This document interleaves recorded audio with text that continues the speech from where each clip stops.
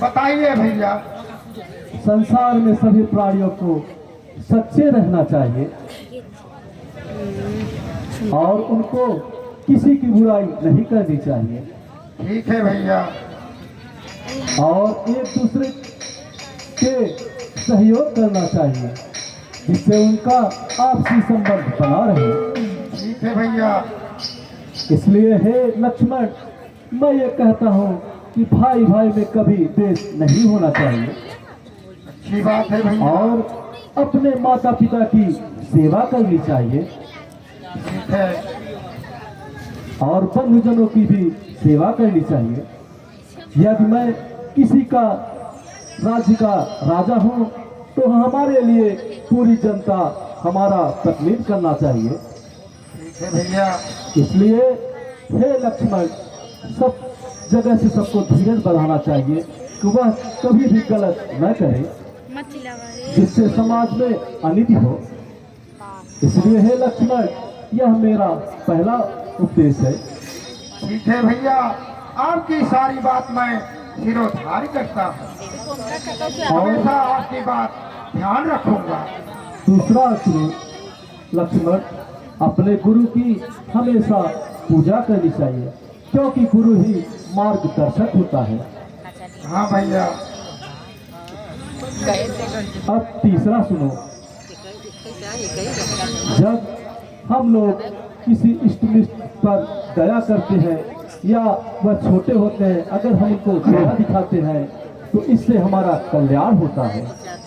इसलिए हे लक्ष्मण, जीव जंतु पर दया दिखानी चाहिए। ठीक है भैया। अब हम वो लोग इस जंगल में आए हुए हैं, यहाँ पर अनेक राक्षस मिलेंगे तो हमको सतर्क रहना पड़ेगा। नहीं भैया, ये तो अच्छी बात है। इस जंगल में जगह जगह चीता बाघ हर चीज टहल रहे हैं भैया। बहुत होशियार होकर रहना चाहिए। ओह, ऐसी मोहनी मूर्तियां तो आज तक नहीं देखी। अब तो हृदय व्याकुल हो गया। इनको रिझाना चाहिए। तोरी बाकी सूरतिया पे जाऊं मैं निसार, तोरी बाकी।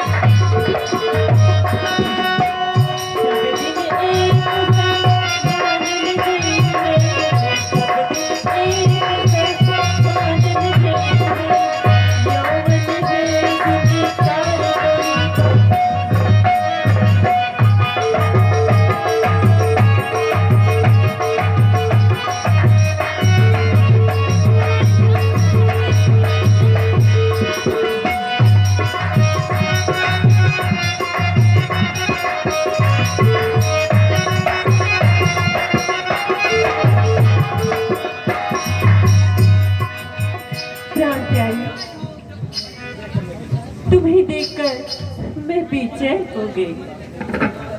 कामदेव को लज्जित करने वाले सुंदर पुरुष तुम कौन हो? हे कामनी, हम दशरथ के पुत्र हैं और उनकी आज्ञा अनुसार वन में भ्रमण कर रहे हैं। तुम्हारा आने का क्या प्रयोजन है?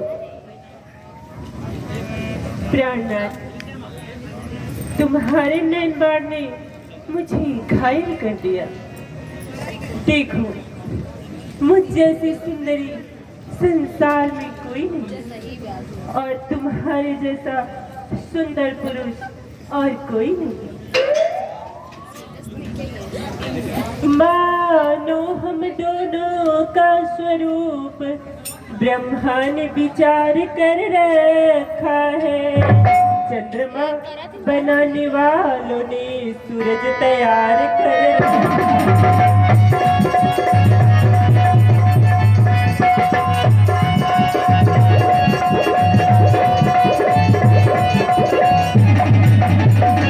संकोच छोड़कर बनवासी पूर्ण विधि का उत्साह करो, मैं तुमको आज्ञा देती हूँ, गंधर्व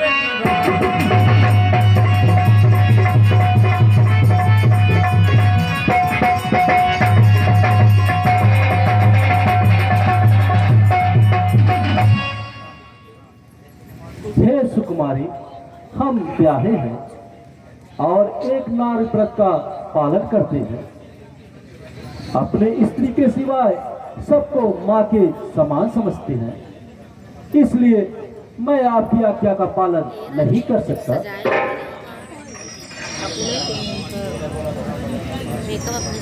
तेरा गोरा बदन मन भारी पिया,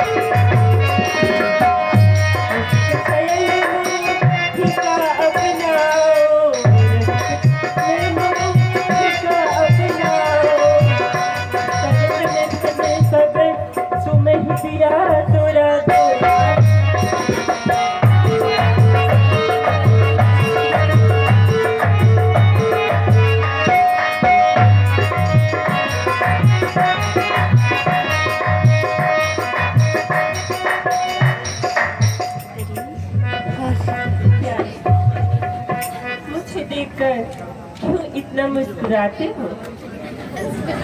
वे तो ब्याही है, परंतु तुम तो कौरे हो। देखो, उनकी तरह खरखरा उत्तर मत देना। हमारा तुम्हारा जोड़ा भी बुरा नहीं। तुमने महाराज लंकाधिपति रावण का तो नाम सुना होगा। मैं उनकी बहन हूँ। मेरे साथ रहने से तुमको बड़ा आराम होगा। सुंदरी, देखो, ये हमारे स्वामी हैं और मैं इनका सेवक हूँ। सेवक के पास तुम्हें सुख नहीं मिल सकता। वो कौशल देश के राजा हैं, उनको सब शोभा दे सकता है। उन्हीं के पास जाओ। तोरी सांवरी सूरत बाकी नैना, तोरी सांवरी सूरत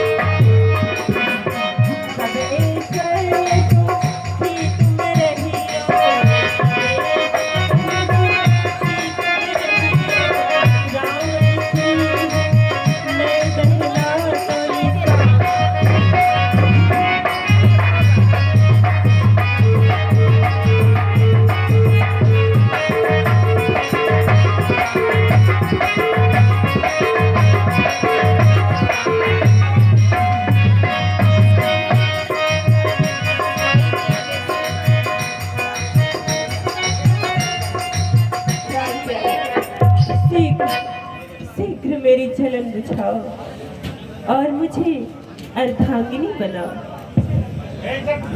मैं तो पहले ही कह चुका हूँ प्यारी, यह जान की मेरी पत्नी है, तुम शौक न बनो, शौक की जलन बहुत बुरी होती है। प्राणनाथ, उस अभागे ने तो मेरी बात का मोल ही नहीं समझा।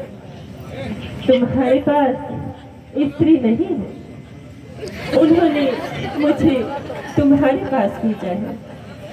संकोच त्याग कर मेरे साथ विवाह करो। तुझे ऐसी बात कहते लाज नहीं आती? कुल कलंकिनी, पापिन, यह कहते तुम्हारी जीभ क्यों नहीं चल जाती? यदि विवाह नहीं हुआ तो अपने माँ बाप हम करके कहीं ठिकाना कर ले। इधर उधर मारी मारी फिरती है और सारे समाज को कलंकित कर रही है। प्यारी है तो जाकर पूज देव की सेवा कर, वही तेरे आराध्य हुए, उन्हीं से सुख की आशा कर। धुआं है तो उसकी याद में जाकर तू बैरागिन बन जा, देव धर्म की सेवा के लिए सच्ची तू सन्यासी बन जा। इससे दाल नहीं करने वाला। हाँ, वह तो कुछ कोमल चित्त का है, परंतु उसके साथ स्त्री है, इसी से मुझे नहीं अपनाता। अब उनकी स्त्री को खा जाऊं और रास्ते का कांटा हटाऊं।